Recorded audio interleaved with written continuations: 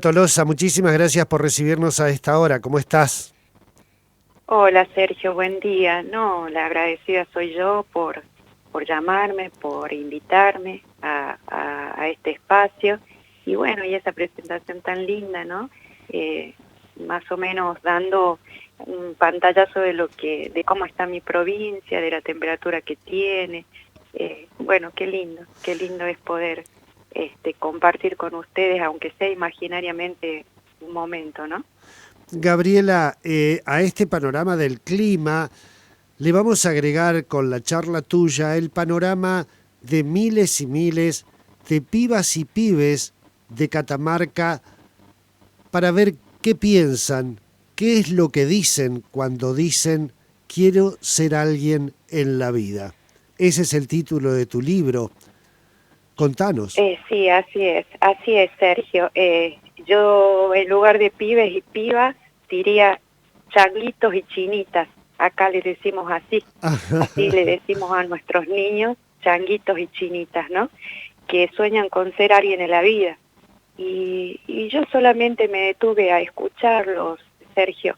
Venía trabajando en un programa de extensión universitaria desde hace 10 años que pertenece a la Secretaría de Extensión de la Universidad Nacional de Catamarca, y en ese trabajo, en territorio, yo venía escuchando permanentemente ese enunciado que hablaba de quiero ser alguien en la vida, quiero ser algo en la vida, ¿sí?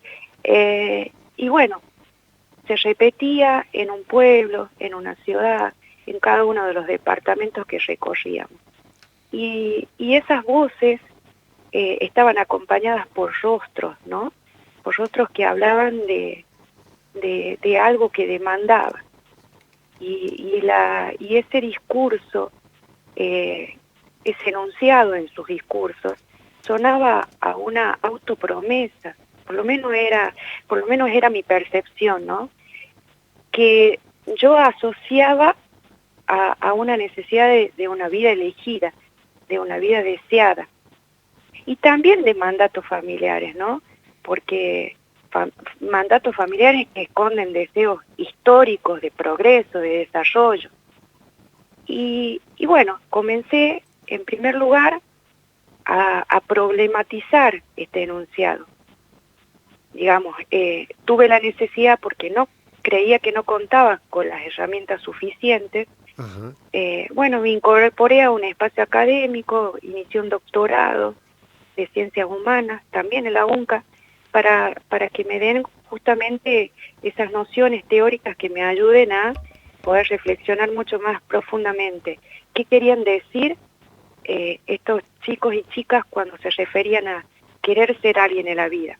Claro, cuando, Y cuando sí, uno recorre tu libro, eh, te sí, soy sincero, yo pensé que todo el mundo se refería a llegar a la universidad, a tener un título, y sin ajá. embargo, cuando uno recorre el libro, observa que ese deseo es básicamente de alcanzar la felicidad, entre otras cosas. Entre otras cosas, entre otras cosas. Está asociado a necesidades, Sergio, a necesidades y búsquedas personales, ¿no? Ajá, Personales que en suma son colectivas, eh, claro, son, son ideas, son proyectos posibles, digamos. Eso es lo que ellos demandan y no tienen recursos para desarrollarlos. Creo que los recursos, en muchos casos, les despeja a ellos el camino para luchar por lo que quieren, porque en realidad es un deseo, tienen muchos sueños, tienen un futuro claro, digamos, en términos de decisión, pero no lo pueden concretar, ¿sí?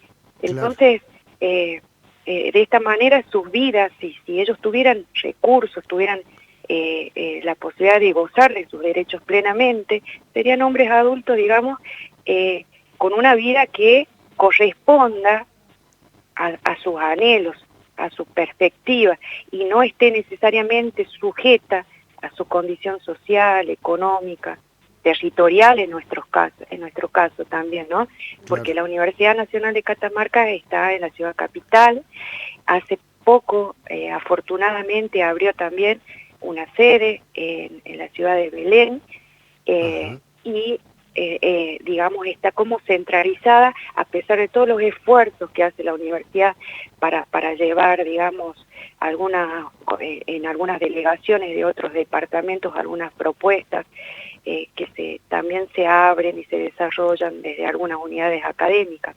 Hace enorme esfuerzo la universidad, pero bueno, todo queda como chico, todo como es poco para la gran demanda que hay, ¿no? Para la gran pobreza Claro. a la que, bueno, están, digamos, sometidos nuestros territorios, ¿no? Gabriela, ese futuro soñado luego hay que hacerlo realidad. Vos decís Exacto. falta de recursos que Sí, encontraste en los pibes y las pibas, pero sí, ¿qué recursos? ¿Son económicos o son recursos de acceder al conocimiento, al desarrollo, al empleo? todo, todo. Recursos económicos, claramente, Ajá. justamente en un capítulo del libro, el periodista Marcelo Gallo hace un análisis de cómo la cuestión económica y política y bueno, estructural de pobreza en nuestra provincia impide, ¿no? También es uno de los impedimentos para que los chicos tengan la posibilidad de ser ese alguien que desean, ¿no? Y que ese alguien puede estar asociado a una profesión claramente, ¿no? Muchos de ellos desean llegar a la universidad, pero otros está asociado a la concreción de un proyecto de vida que decidan, ¿sí? Muchos de los chicos de las escuelas rurales, de los chicos y las chicas de las escuelas rurales, termina su etapa de escuela secundaria y, y el futuro que les espera es muchas veces porque porque están, digamos, acostumbrados, su cultura los lleva a eso, la tradición familiar, pero terminan en la escuela secundaria y se meten al campo, al trabajo del campo de lleno, a la cría de animales, a la cosecha, ¿sí? Pero otros no quieren o no desean o tienen otro tipo de aspiraciones diferentes, ¿sí? Claro. Ni mejores ni peores, diferentes, pero no pueden alcanzarlas. Entonces, esa condición económica, social, cultural, lo lleva indefectiblemente a hacer algo que ellos no han decidido, que porque la inercia, digamos, de su historia, a donde la inercia de su historia los lleva, ¿sí? Entonces, también necesitamos no solo una transformación educativa, sino económica, claramente, en nuestro país, que sea inclusiva, que sea equitativa, que sea igualitaria, ¿no? Para que Gabriela, todos nos sentamos. Sí, claro, este libro, Cómo ser alguien en la vida, se escribió en pandemia, lo hiciste en pandemia. sí, Y uno sí, sí, supone que a estas desigualdades que vos nos mostrás de changuitos y chinitas allí en Catamarca, a estas sí, desigualdades se le sumó en pandemia el acceso a la virtualidad, porque el encierro exacto. transformó la educación a través de la virtualidad. ¿Cómo lo viste? Exacto, justamente, yo al inicio del año pasado, cuando comenzó toda esta cosa tan fea que estamos viviendo de la pandemia, del virus COVID, pensaba cuánto más se profundizaban estas brechas, ¿no? Estas desigualdades, estas inequidades, y creo que tuve mucha más necesidad de poder transmitir, de poder contar estas historias que me atravesaban, que me atravesaron durante 10 años, y además conté con el tiempo que yo no tenía de sentarme a escribir, a poder reflejar esto que yo venía sintiendo, percibiendo, ¿sí? Con lo cual me venía emocionando y que me venía, pero no desde un punto de vista nostálgico, ¿no? Sí, Desde un sí. punto desde el dolor, desde esa manera. Entonces, sí, justamente, en el capítulo final, también que incorporo al libro como anexo, cuento a partir del trabajo que se hizo en el marco del programa La UNCA Más Cerca, cómo los directores de las escuelas de nuestro interior provincial, como se le denomina, ¿no? También nos cuentan, nos reflejan de qué manera padecieron los chicos y chicas esta situación de la escuela virtual, ¿no? De la Claro. educación virtual. Cuánto más se profundizaron las inequidades, porque en el interior, en realidad en Ciudad Capital, bueno, en algunos puntos del centro se goza de, digamos, del derecho a tener internet, pero ni siquiera gratuito, ¿no? Pero de buena calidad. Si salís un poco más a la periferia, ya esa diferencia se siente, y ni hablar del interior y del interior del interior, ¿no? Entonces, bueno, los chicos tenían por lo general internet en las escuelas, en donde pasaban mucho tiempo de sus vidas, y bueno, y ahí en los nodos que puso la nación, la provincia y en algunos casos los municipios departamentales, gozaban también de la posibilidad de estar conectados. Al estar aislados, esto también salió, quedaron sin la posibilidad de tener, bueno, este derecho, ¿no? Claro. De gozar de internet y de estar comunicados y todo lo demás. Entonces, ¿cómo no poder también hablar de eso, no? Ya no es, cada vez son más suma de cosas que los hace sentir, no los hace sentir, sino los pone en condición de desigualdad frente a otros y otras que bueno, tenemos un poco más de otros derechos garantizados. Gabriela, a mí me llamó mucho la atención un capítulo de tu libro o una Ujú. frase que está incluida en un capítulo. Muchas veces se reclama que el estado de servicios de agua, de gas, de conexión, de comunicación. Sin embargo, hay una frase que vos decís que se necesitan políticas públicas que presupuesten felicidad. Y sí, sí, eso me salió así del corazón, porque yo te cuento algo. Hace poco, Sergio, porque el ser alguien, como yo te decía, tiene que ver no solo con el deseo de ser un profesional, de ser una persona que pueda, digamos, desarrollar aquella idea o proyecto que esté asociado a sus deseos. Tiene que ver con poder responder a cuestiones mínimas, básicas, y que respondan a una vida un poquito más feliz, ¿no? De la que muchos chicos y chicas tienen. Hace poco yo le preguntaba a una chica que me diga que me diga qué sentía ella, qué creía, cómo me podía a mí transmitir qué significaba ser alguien en la vida para ella, ¿no? Y yo Ajá. tomé nota porque para mí fue fundamental cuando yo digo presupuesto en felicidad, ¿sí? Sí, se necesita presupuesto para educación, se necesita presupuesto para las políticas públicas necesarias para garantizar todos los servicios, acceso que la gente necesita, pero presupuesto en felicidad. Esa chica me respondió: para mí ser alguien en la vida es valerse por uno mismo, saber que tenés una casa a la que podés volver, que alguien te espera, que contás con un plato de comida. Es sentirse a salvo, es sentir que algo es tuyo, que te pertenece, que estudiaste o trabajaste para conseguirlo, que no te lo están regalando. Es cuando podés sentirte digna, ¿sí?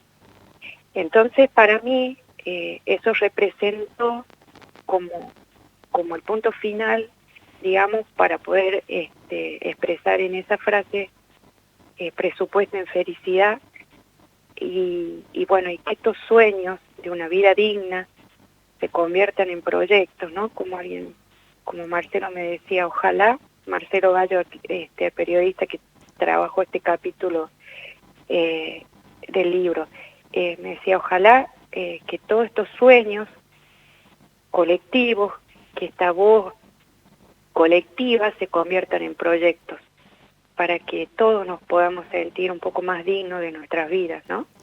Gabriela Tolosa, hace unos años ya, bueno, tu vida se transformó con la llegada de Federico y Joaquín, pero me imagino que en los últimos 10 años la charla con tantos changuitos y chinitas allí en Catamarca te fue transformando. Ahora la publicación del libro, bueno, vaya a saber a dónde te lleva la vida abrazándote a esta causa, Gabriela Tolosa. ¿Vos qué decís?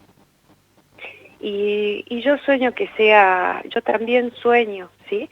Sueño con estos chicos, sueños con sus sueños. Y fue así que en cada rostro, en cada mirada, en donde yo sentía que ellos me demandaban, al menos que me comprometían a poder transmitirles de la manera en que yo pueda su mensaje a toda la sociedad, desde mi lugar o desde mi rol de extensionista universitaria. Entonces yo veía en cada mirada también a mis hijos, porque mis hijos, Joaquín y Federico, como muy bien dijiste, tienen sus propios sueños, y yo puedo, por mi situación, poder acompañarlos, ¿sí? Como familia, acompañarlos con los recursos que mínimamente se necesiten, y poder ayudarlos a cumplir cada uno de sus sueños, por lo menos intentarlo hacer, ¿sí? Entonces, ¿por qué no estos chicos y chicas gocen de las mismas posibilidades y oportunidades que mis hijos? Y yo sueño para todos los mismos, para todos lo mismo. Me atreví también a poner un trabajo literario que mi propio hijo participó durante una jornada de la UNCA Más Cerca, en donde él expresa con total libertad y claridad cuáles son sus posibilidades. Él participó como estudiante de una escuela de la ciudad capital, ¿no? Entonces yo podía, con este trabajo de mi hijo y el trabajo literario de los muchos otros chicos del interior que desean ser alguien en la vida, poder diferenciar claramente la perspectiva, la diferencia que los separa, que los segrega, ¿no? Interiormente. Uno sabiendo que cuenta con los recursos emocionales, económicos, digamos, territoriales, todo lo que puedas imaginarte para poder cumplir sus sueños. Uno sí, el otro no. Entonces, ¿por qué? Eso es lo que yo quiero, acompañar a estas voces que reclaman igualdad, que reclaman derechos, que los incluya, que puedan permitirles poder trabajar, esforzarse, porque no piden nada que tenga que ver con lo fácil, ¿no? Simplemente oportunidades, posibilidades que les permita luchar por sus sueños, ¿sí? Gabriela, entonces, sí. Preciosa la charla, me quedaría ahí en San Fernando del Valle de Catamarca, me quedaría toda la mañana, pero me tengo que volver, Gracias. te dejo allí. Sí, Sergio. Me he quedado sin tiempo. Preciosa la charla. Te quería decir que más allá de las diferencias que tenemos como geografía, como naturaleza, como historia, esos 20 grados que tenés ahora y los 7 grados bajo cero que hay en nuestro extremo sur a esta hora, en realidad no son tales las diferencias. La realidad que nos mostrás de los pibes y las pibas de Catamarca son muy parecidas a la de los pibes y las pibas de todo el país, también de nuestra Patagonia. Muchísimas gracias. Gracias a vos, Sergio. Entonces nos unamos en esa lucha por los sueños esos sueños colectivos. La agradecida soy yo, Sergio, por este espacio. Me encantó poder comunicarme y hablar con ustedes. Un abrazo a toda su provincia y a ustedes en particular, y gracias por la invitación. Gracias, Gabriela Tolosa, allí en la capital de la provincia de Catamarca, mostrándonos esta realidad que es tan parecida, lamentablemente, a la de los pibes y las pibas de todo nuestro país.